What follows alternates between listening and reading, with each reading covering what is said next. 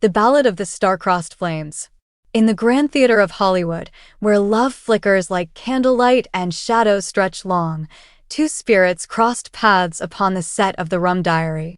He, a seasoned rogue with a heart laced in poetry and rebellion. She, a tempest with eyes like wildfire, untamed and free. Though bound to others, the invisible threads of fate wove their silent tale, whispering promises of something fated, something dangerous. When the time was right, they surrendered. He made her feel like the rarest jewel beneath the moon's gaze, and she ignited in him a new hunger for the unknown. Their love, intoxicating as it was, bore the weight of passion's curse, too much heat, too little restraint. A ceremony upon a private shore sealed their vows, the waves bearing witness to a bond both beautiful and doomed. But love that burns too bright can turn to ash, and so it did. 15 moons later, the union lay in ruin, accusations like arrows piercing the remnants of what once was. Yet, their story did not end with mere heartbreak. The echoes of their war thundered in the halls of justice, their voices entwined in a battle neither could truly win. A jury listened as both wielded their truths like swords, recounting wounds both seen and unseen. And when the gavel fell, a settlement was made, not just in gold, but in the finality of their shared tempest. Thus, the chapter closed, leaving behind only the ghosts of their love, forever captured in the annals of time, a cautionary tale of passion turned poison. It began in the glow of studio lights, amidst scripted lines and stolen glances. The year was 2009, and destiny placed Johnny Depp and Amber Heard in each other's orbits on the set of The Rum Diary.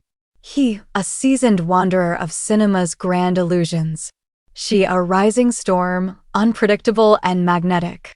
He would later recall those early days with a voice heavy with memory. She was attentive, loving, sharp as a blade, and soft as a sigh. A connection flickered beneath their words, an unspoken rhythm between two souls bound, yet not yet unchained. It was a dangerous dance, their steps careful, their gazes lingering just a second too long. He was tethered to another, as was she, yet something stirred beneath the surface. The stolen intimacy of a scene, a kiss beneath the falling water, felt unscripted, felt real. She, too, remembered those moments with a poet's heart. They spoke of books no one else mentioned, exchanged verses as if passing secrets. The kind of conversations that unravel something hidden, something waiting to be set ablaze. And then, in 2011, the fire caught. Reunited under the banner of a press tour, he saw her again, and the past weeks apart melted away in an instant. She was in my head, he admitted, so I tracked her down. We tracked each other down. A just followed. We married that very day. A joke, perhaps. But love, in its earliest form, always feels like inevitability. This was the prologue. The moment fate whispered. The beginning of a tale that would one day rewrite itself in the language of heartbreak and war. Between love and fate's unraveling thread. The summer of 2012 marked the closing of one chapter and the silent stirrings of another. Johnny Depp, after 14 years beside Vanessa Paradis, the mother of his children, stepped away from the life they had built. The world learned of their parting through a publicist's carefully chosen words, amicably split. But love rarely unravels so neatly. By the spring of 2013, the whispers grew louder. In the dim glow of a Rolling Stones concert, hands intertwined, a new story was being written. The press caught glimpses, the public speculated. By July, they crossed oceans together, Amber Heard stepping off a plane in Berlin, walking alongside Depp's children, a quiet signal of the life she was stepping into. And then, in January 2014, a glint of something more. An engagement ring caught the light as Heard left a West Hollywood restaurant. Days later, the world knew what the diamond had already declared. They were promised to each other. She would later recall the proposal in a London hotel, a moment dripping in sentiment. Be my girl forever. I want you to be the rest of my life. It was a plea, a promise, a vision of forever whispered on bended knee. March arrived, and with it, a grand celebration. The Carondelet house swelled with music and laughter, the glow of chandeliers reflecting off the faces of 100 guests, Mandy Moore, Steven Tyler, and other stars among them. Yet in the midst of the revelry, doubt crept into the corners of Heard's mind. What is the scene? What am I doing here? The weight of what was unfolding settled on her shoulders. By the year's end, the gilded edges of their love began to fray. Rumors surfaced, whispers of hesitation, of wedding plans slowing. He, ever captivated, was crazy in love. Yet, beneath the surface, something was shifting. Then came January 10th, 2015. On a red carpet, beneath the eyes of the world, they held each other close. A kiss, passionate, undeniable, defiant. A moment frozen in time, one last embrace before the tide turned. For now, the love still burned. But soon, the storm would come. On February 3rd, 2015, under the quiet hush of a Los Angeles evening, Johnny Depp and Amber Heard became bound by law and love. A civil ceremony in their private mansion was but the prelude to something grander, a second vow, spoken not in a courtroom but on the whispering shores of a private Bahamian island. It was the kind of wedding spun from dreams. Guests lounged beneath golden sunrises, the sea their witness, the sky their cathedral. A beachside ceremony, simple yet enchanting, where waves lapped at their feet as they sealed their promise with a kiss. And for a time, the world believed in their fairy tale. By June, Heard spoke of their union with the ease of inevitability. Nothing is a dramatic change, it's been an organic process. Yet, fate was already stirring, its hand poised to rewrite the script. July arrived with Scandal, Australia, a smuggled pair of Yorkshire Terriers, and a courtroom that demanded atonement. The headlines blared. The couple, once darlings of the press, now stood before cameras in forced apology, their words as rehearsed as a Hollywood monologue. Protecting Australia is important. Declare everything when you enter Australia. And still, they played the part of love's devoted actors. In September, they walked Toronto's red carpet, their lips meeting in a carefully timed embrace. Days later, they ventured to Brazil, placing hearing aids into the ears of those in need, their hands touching strangers with a generosity meant to mask the unraveling behind closed doors. Yet, beneath the surface, there were cracks, ones that neither flashing cameras nor magazine covers could fully disguise. By November, Heard spoke of her newfound role as a stepmother, an honor, a gift, a revelation of colors she had never known.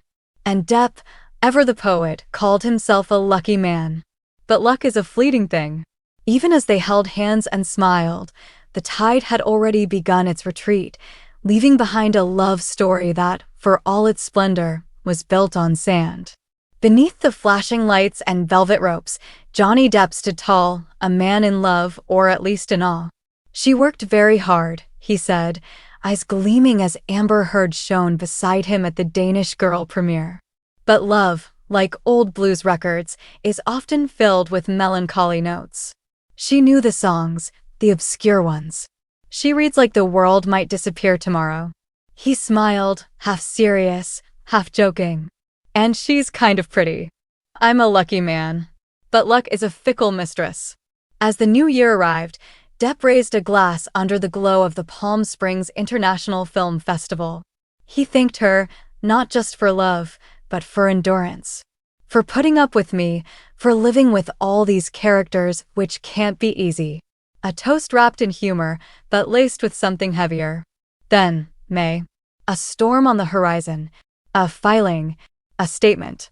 An absence. Given the brevity of this marriage, began his representative, a sentence that would echo in the tabloids like the opening line of a tragedy. And then, the accusations. A cell phone, an argument, a bruise frozen in a photograph. A court filing that read like a screenplay no one wanted to see performed. Johnny grabbed me by the hair and shoved me to the floor. She claimed rage. Paranoia, a temper that left marks both seen and unseen. His side countered with suspicion. She is attempting to secure a premature financial resolution, his lawyer said. And yet, the ink was already drying on statements, on documents, on skin. July came, and with it, a final rewrite. The tattoo once etched across his knuckles, Slim, a whispered nickname, became something harsher. Scum. A single letter changed, yet it told an entire story. Because love, when it fades, does not disappear. It stains. December 19th, 2022, the curtain fell, not with a bang, but with a signature. Amber Heard took to Instagram, her words sharp yet weary, like the last notes of a long and bitter song. "I never chose this," she wrote, her truth laid bare, her name etched into the annals of scandal and scrutiny. "I defended my truth, and in doing so, my life as I knew it was destroyed." The verdict, though inked in law, was still contested in the court of public opinion. She called it emancipation, not surrender. "I have made no admission. This is not an act of concession." But the settlement, 7 figures, as sources whispered, was real. For Johnny Depp, it was never about the money. He just wanted the truth, an insider claimed, as if truth was something that could be held, weighed, and proven beyond doubt. But truth, much like love, is subjective. April 2023, a year had passed. The embers cooled, but the players had moved to different stages. Depp, ever the chameleon, disappeared into the robes of King Louis XV for Jean du Barry, speaking a language not his own, embracing a role that promised rebirth. Filming was challenging, a source admitted, but he's excited about the comeback. Across the ocean, Heard sought silence, trading Hollywood's glare for Spain's anonymity. A new life, a fresh page. She has new energy, someone close to her said, as if the past could be shaken off like dust. May 16th, 2023, but silence was never promised. When Jean du Barry opened the Cannes Film Festival, outrage erupted. Supporters of Heard rallied behind their hashtags, their voices still raw from the trial's echoes. "To open your festival with Johnny Depp? It feels like a slap in the face," said Rebecca, leader of the online movement #CanYouNot. To them, the film industry was not just rolling out the red carpet, it was sweeping something beneath it. But the show went on. It always does. June 2023, a final transaction. $1 million, handed from Heard to Depp. But he wouldn't keep it.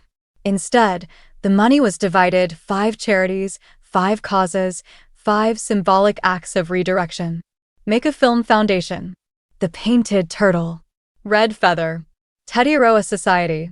Amazonia Fund Alliance. A closing gesture, a parting gift.